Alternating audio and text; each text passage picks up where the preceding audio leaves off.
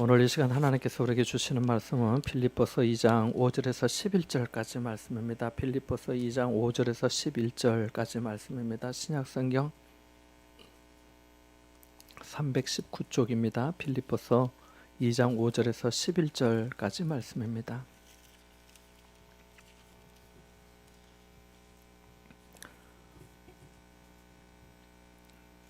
같이 읽겠습니다. 너희 안에 이 마음을 품으라. 곧 그리스도 예수의 마음이니 그는 근본 하나님의 본체시나 하나님과 동등됨을 취할 것으로 여기지 아니하시고 오히려 자기를 비워 종의 형체를 가지사 사람들과 같이 되셨고 사람의 모양으로 나타나사 자기를 낮추시고 죽기까지 복종하셨으니 곧 십자가에 죽으심이라. 이러므로 하나님이 그를 지극히 높여 모든 이름 위에 뛰어난 이름을 주사 하늘에 있는 자들과 땅에 있는 자들과 땅 아래에 있는 자들로 모든 무릎을 예수의 이름에 꿇게 하시고 모든 입으로 예수 그리스도를 주라 시인하여 하나님 아버지께 영광을 돌리게 하셨느니라. 아멘. 오늘 말씀은 바울이 복음을 전해서 세운 빌립보 교회 성도들에게 보낸 편지입니다. 빌립보서는 두 가지 별명이 있지요. 하나는 옥중서신이라고 합니다. 바울이 로마 감옥에 갇혀 있을 때 정말 내일 일이 어떻게 될지 알 수 없는 그 위험과 그 고생 가운데 쓴 편지이기 때문에 옥중서신이라고 합니다.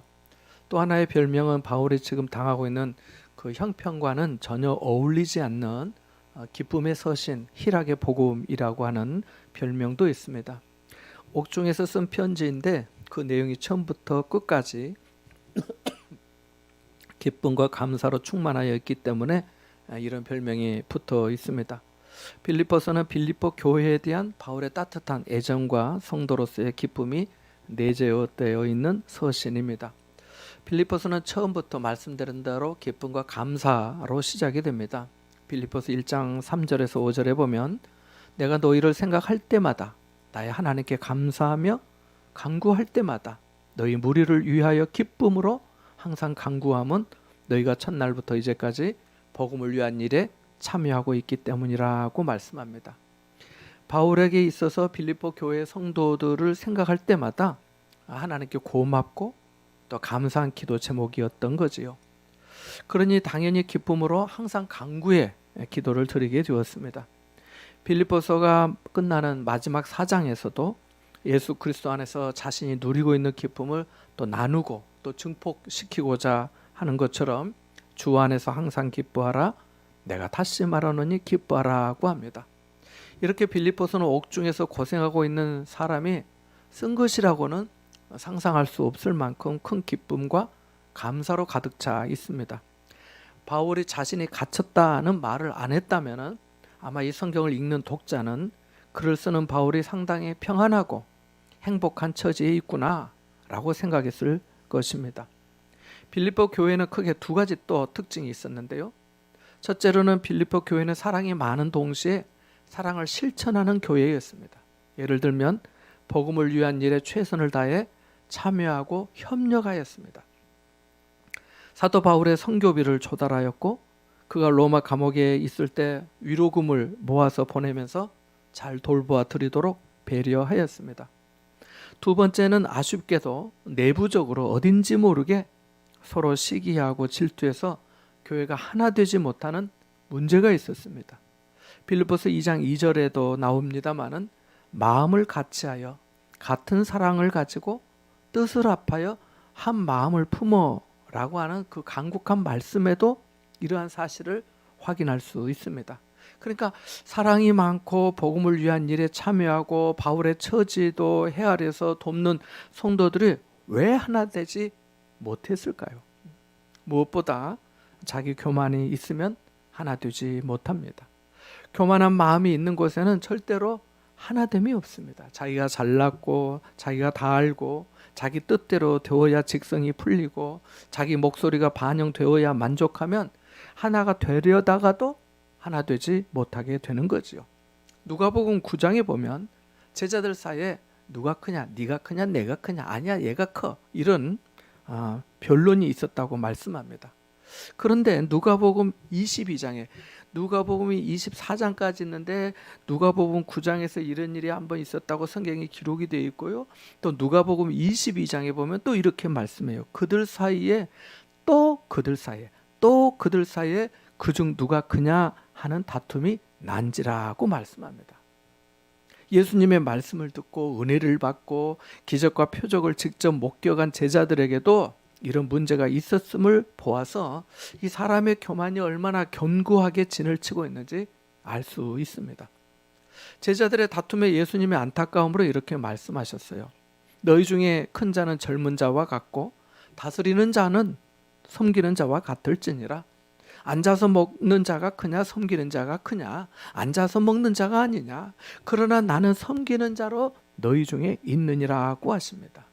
예수님은 나는 세상의 빛이다. 내가 진리요 생명이며 부활이다. 나로 말미암지 않고는 아버지께로 올 자가 없다고 말씀하셨고 실제로 놀라운 표적과 능력을 나타내시면서 하나님의 아들로서의 사역을 감당하셨습니다. 이 정도면 제자들에게 너희들 내가 누구인지 알지? 천사들도 내게 수종든다. 물이 포도주 되는 거 봤지?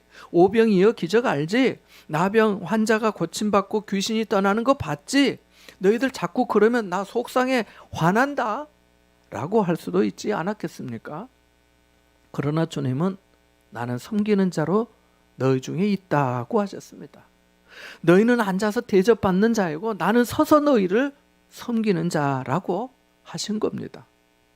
빌립보 교회가 하나 되지 못함을 안 바울은 2장 3절에 보면 아무 일이든지 다툼이나 허용으로 하지 말고 오직 겸손한 마음으로 각각 자기보다 남을 낫게 여기라고 말합니다. 그러니까 같은 마음, 같은 사랑을 가지고 뜻을 합하기 위해서 의지적인 노력이 필요한데요. 우선 자기보다 남을 낫게 여겨야 하나 될 수 있다는 것입니다. 나보다 아내가 낫고 나보다 남편이 더 낫고 상대방을 나보다 더 훌륭하다고 여길 때에 하나 될 수 있다는 거죠. 어느 가정이든 사회이든 제가 잘났다고 하는 그 우월감이 있다면 그 사회나 그 가정은 결코 하나로서 지탱하지 못합니다. 또한 자기 중심적이면 하나 되지 못하지요. 내가 내 일만 생각하면 다른 사람들과 하나 될 수 없어요.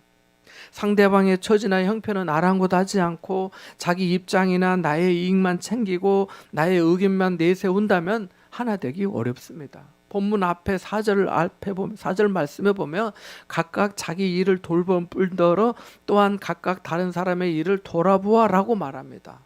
교만, 우월감, 자기 중심적인 사고를 버려야 합니다. 예굽의 바로 왕이 10번째 재앙으로 자기 장자까지 죽임을 당한 이유가 뭐겠습니까? 하나님 앞에 그의 마음이 완고하고 교만하였기 때문 아닙니까? 내가 하나님을 상대할 수 있다. 하나님이라도 나를 어쩌지 못한다. 내가 이스라엘의 하나님께 속일 수는 없다. 이 정도의 재앙에는 끄떡도 없다. 내 나라의 마술사들도 그 정도는 다 한다. 라고 하는 교만함이 있어서 그런 거 아니겠습니까? 사울왕도 그렇습니다. 블레셋 장수 골리앗과 군대 때문에 사울왕과 이스라엘 군대가 얼마나 두려웠고 겁먹었습니까? 골리앗이 40일간 나흘이 아니고 40일간 아침 저녁으로 나와서 이스라엘 군대를 조롱하고 모욕하였습니다. 하지만 사울왕과 어떤 장수도 골리앗의 저주와 모욕에 대항하지 못하고 당하고만 있었습니다. 그런데 다윗이 형들을 찾아갔다가 그 골리앗을 무찌른 거 아닙니까? 그렇게 나라를 위기에서 구했으면 함께 하나님께 영광을 돌리며 마음을 같이하여서 하나가 되었을 뻔도 한데 사울왕은 그렇지 못했습니다. 사울은 천천히요, 다윗은 만만이라고 부르는 그 여인들의 노래소리를 듣고 심기가 불편하였습니다. 그래서 다윗을 죽이려고 예를 썼잖아요. 왜요? 자기 중심적인 시기와 질투의 불이 활활 타올랐기 때문입니다. 결국 그 불이 자신을 해하고 만 거 아니겠습니까? 나보다 남을 낫게 여기고 자기 일을 돌보고 다른 사람의 일까지 돌볼 줄 아는 마음이 필요합니다.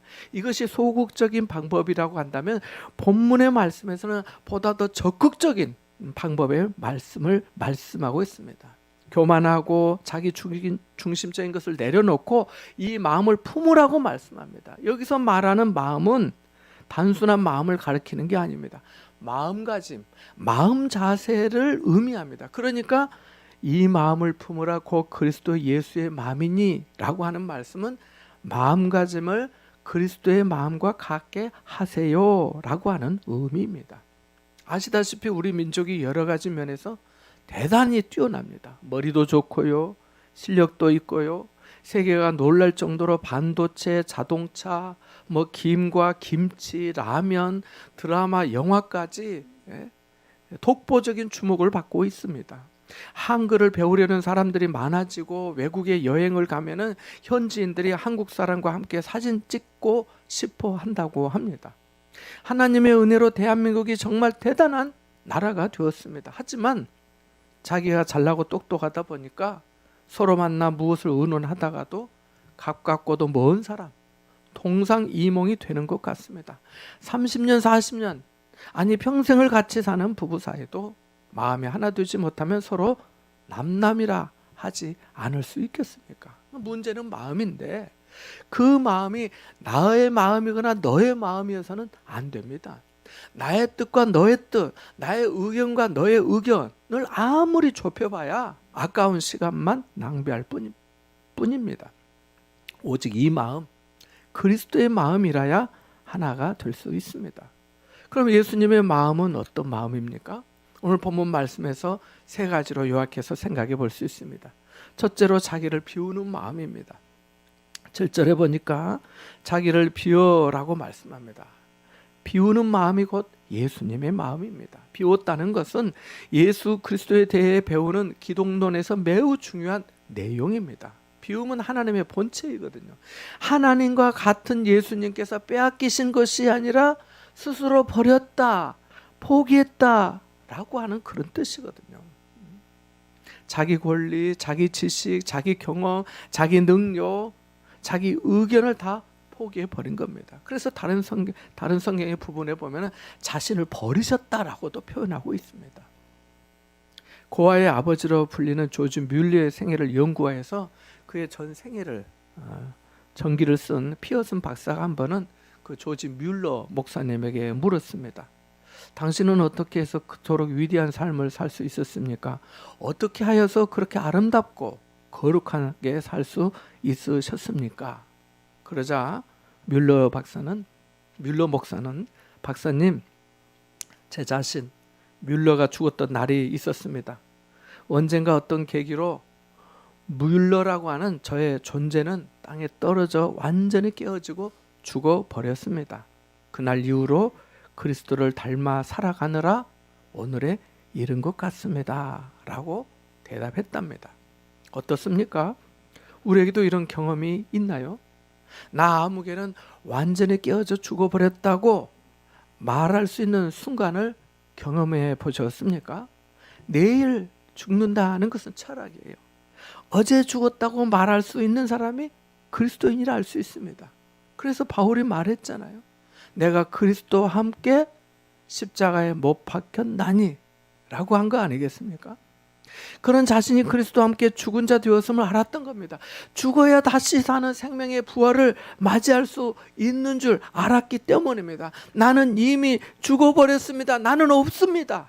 라는 자기 고백이 있을 때 여기서부터 그리스도의 제자가 되는 겁니다. 나라는 존재는 십자가에 장사 지내버리고 그리고 그리스도와 함께 살아가는 것입니다. 있으나 없는 자처럼, 알아도 모르는 것처럼, 의인이 된 죄인인 것처럼, 유능하되 무능한 자처럼, 유명하지만 비천한 자처럼, 답답한 일을 당하여도 낙심하지 아니한 것처럼, 거꾸로 뜨림을 당하여도 망하지 아니한 자처럼 그렇게 자기를 비우고 살아가는 거지요. 미국의 백화점 왕으로 불린 존 워너메이커는 이렇게 말했습니다. 우리 비누 있잖아요. 비누를 예를 들면서 비누는 쓸수록 물에 녹아 없어지는 물건이지만 우리의 더러운 때를 씻어줍니다. 물에 녹지 않는 비누는 결코 좋은 비누가 아닙니다. 사회를 위해 자신을 희생하려는 마음이 없고 몸만 사리는 사람은 물에 녹지 않는 비누와 같습니다 라고요. 소금도 마찬가지지요. 음식에서 소금이 녹지 않는다면 맛을 제대로 낼 수 없잖아요. 삶의 문제 중에 어떤 것은 모자람 때문이 아니라 지나침 때문에 문제가 되곤 합니다. 마음이 비워지고 욕심이 비워지면 그 안에 하나님의 은혜가 담기고 성령의 은사가 임하고 성령의 열매를 맺게 됩니다. 예수님이 죄로 죽을 수밖에 없는 인생을 너무나도 사랑하셨기 때문에 그 사랑이 마침내 자기를 이렇게 비우도록 만들었던 겁니다. 둘째로 자기를 낮추시고 라고 말씀합니다. 자기를 낮추는 것이 예수님의 마음입니다. 온 세상을 죄에서 구원하시기 위한 하나님의 뜻 가운데 된 일입니다마는 예수님은 스스로 자기를 비우고 또한 낮추셨습니다. 낮추다고 하는 단어는 자기를 철저히 비하시켰다라고 하는 뜻으로 겸손을 의미합니다. 이 겸손이 종의 형체를 가져 사람들과 같이 되었다고 말합니다. 다른 말로 하면 나 아닌 형체를 스스로 취했다라고 하는 말이 돼요. 그러니까 이 행동은 능동적인 것이지요. 하나님의 아들이지만 종의 형체를 가진 신분으로 내가 사랑하는 자의 형체로 그의 처지가 되었다는 것입니다. 다른 형체를 가지고 사는 그 모습, 이렇게 비하된 모습이 바로 그리스도인의 모습이지요. 그래서 약해지고 죄인 되고 종이 되고 비천해지고 어리석어지는 것이죠. 이것이 예수의 마음입니다. 이렇게 낮추지 않으면 주님의 뜻을 알 길이 없어요. 어떤 랍비가 제자와 함께 길을 가는데 제자가 랍비에게 이렇게 질문합니다. 선생님, 진리란 길가에 있는 조약들처럼 이렇게 널려 있다고 하시면서 어디에나 진리가 있다고 말씀하시지 않았습니까? 그런데 사람들은 왜 그 진리를 터득하지 못할까요? 이에 랍비가 대답했어요.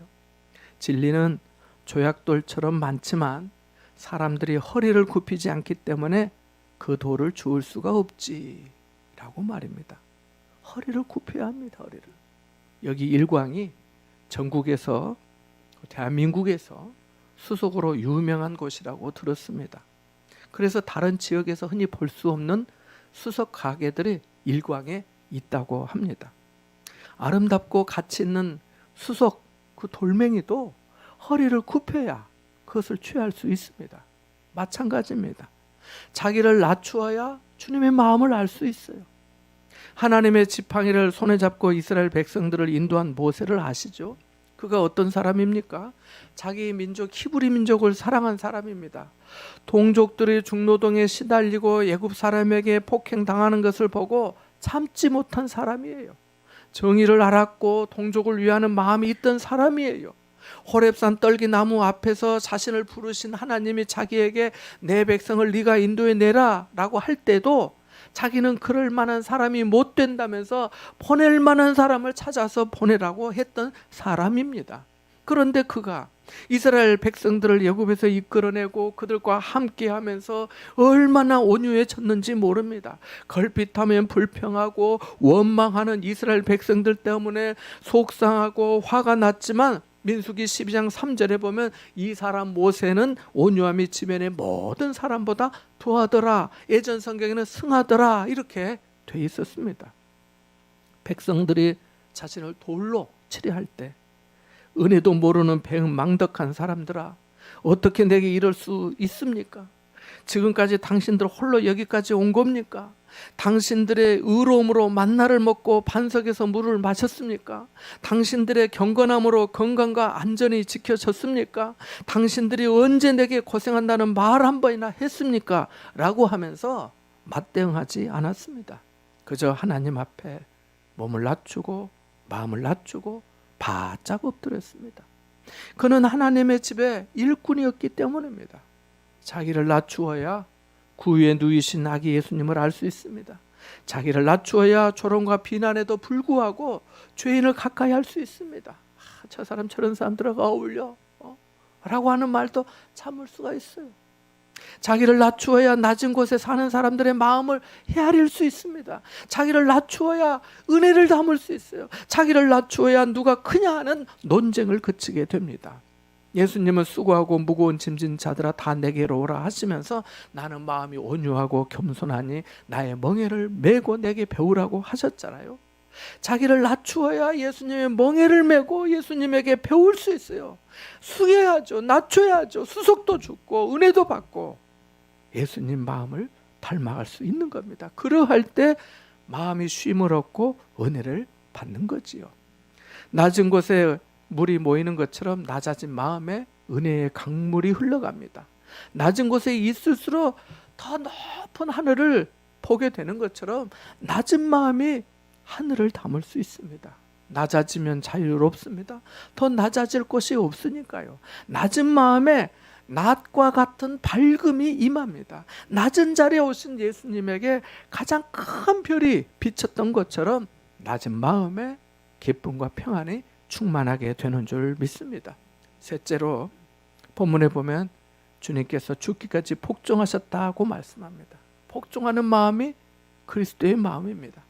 복종이라는 단어는 행동하는 복종으로 무조건적인 복종을 의미합니다. 이 이야기는 전설입니다마는 예수님께서 제자들과 함께 높은 산에 올라가시면서 산자락 아래에서 어귀에서 제자들에게 이렇게 말씀하셨습니다. 야, 너희들 각자 돌 하나씩 가지고 올라가자. 그래서 각자 돌을 제자들이 하나씩 취했습니다. 베드로는 충성스럽게 아주 큰 돌 하나를 들고 끙끙대면서 올라갔습니다. 요한은 아주 예쁘게 생긴 돌을 골라가지고 올라갔습니다. 일광의 수석을 골랐는지 모르겠습니다. 야고보는 성미가 급해서 아무 돌이나 마구잡이로 집어들고 올라갔습니다.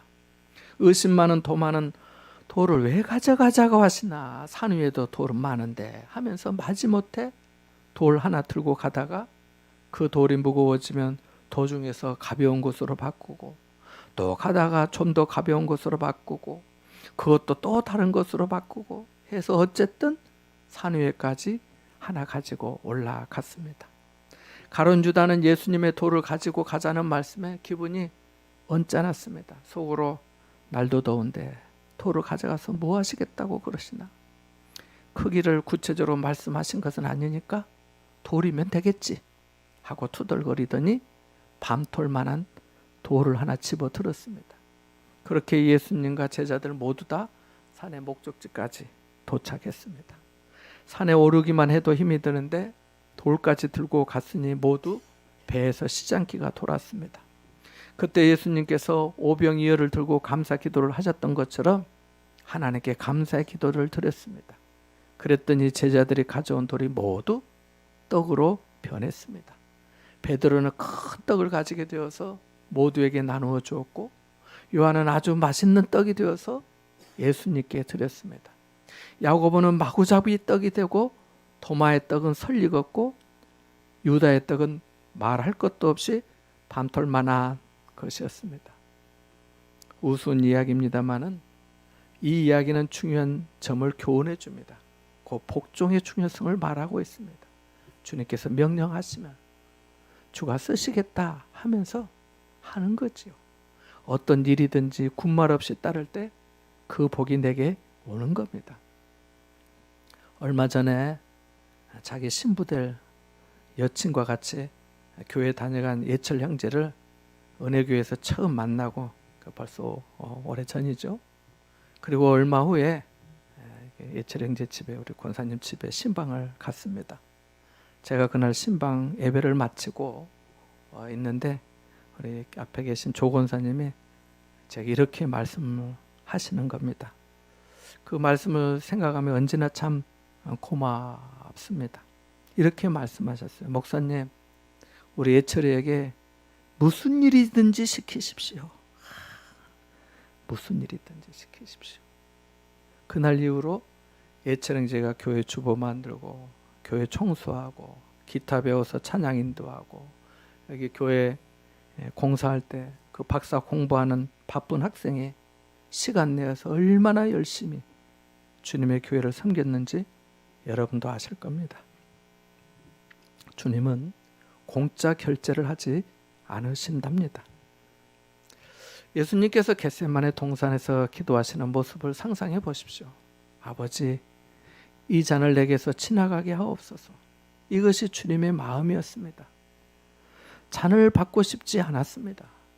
예굽에 임한 장자의 죽음 재앙에서 이스라엘 백성들의 집은 하나님의 천사가 그냥 넘어갔던 것처럼, 지나갔던 것처럼 예수님도 고난의 잔이 자신에게서 그냥 지나가기에 되기를 원하셨습니다. 그러나 주님은 곧바로 내 원대로 마시옵고 아버지의 원대로 하옵소서 하고 복종하셨습니다. 현대인에게 복종이라는 단어는 왠지 친숙하지 않은 것 같습니다. 개성, 자유, 권리, 인권이라는 말이 훨씬 우리를 우리답게 하는 것으로 여겨지기 때문입니다. 로마서 13장에서 바울은 로마의 교회 성도들에게 각 사람은 위에 있는 권세에 복종하라. 권세는 하나님으로부터 나지 않음이 없나니 모든 권세는 다 하나님께서 정하신 바라고 하였습니다. 복종한다는 표현이 상대방에게 대항할 수 없어서 부득이하게 굴복하는 것처럼 느껴질 수 있는데요, 그렇지 않습니다. 우리가 주님의 선하심과 인도하심을 믿으며 받아들인다면 그리스도인으로서의 성품을 연단하는 좋은 기회가 될 수 있습니다. 복종도 보통 가정에서 예절로 배우게 되잖아요. 그리고 남자들은 군대에서 많이 배우게 되는 것 같습니다. 낯선 환경과 넘볼 수 없는 계급이 무엇보다 강력한 질서를 부여하고 있기 때문이지요. 시작은 이등병이지만 복무 기간이 많아질수록 자신도 진급하면서 상하 간의 기간과 규율에 복종하게 되니까요. 가정이나 군대에서 복종의 덕을 잘 익히지 못하면 직장 생활에서나 사회 생활에서 불평과 원망을 많이 하게 됩니다. 개성도 좋고 의지도 좋습니다. 그러나 어느 때에 가서는 다 꺾어버리고 복종할 줄도 알아야 합니다. 그래야 인내의 시험을 통과하고 더 큰 그릇으로 쓰임받게 되는 거지요. 사랑하는 여러분, 예수 그리스도의 마음을 품으시길 바랍니다. 이 마음을 품고 고난주간을 보내시고 이 마음으로 고난주간 저녁기도에 시간 내어 오시고 이 마음으로 전도 대상자를 부활주일에 초청하여서 함께 기쁨과 감사함으로 하나님께 영광 돌릴 수 있기를 바랍니다. 이와 같은 은혜가 여러분과 함께 하시기를 축원합니다. 잠시 말씀을 생각하며 기도하겠습니다.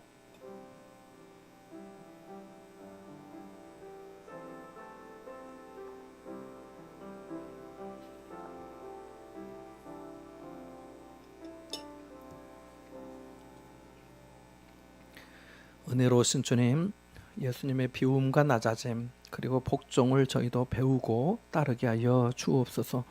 예수 그리스도의 마음을 품게 하여 주옵소서. 주님 안에서 생명의 복음을 전하고 고난을 지나 부활의 아침에 이르게 하옵소서. 예수님의 이름으로 기도하옵나이다. 아멘.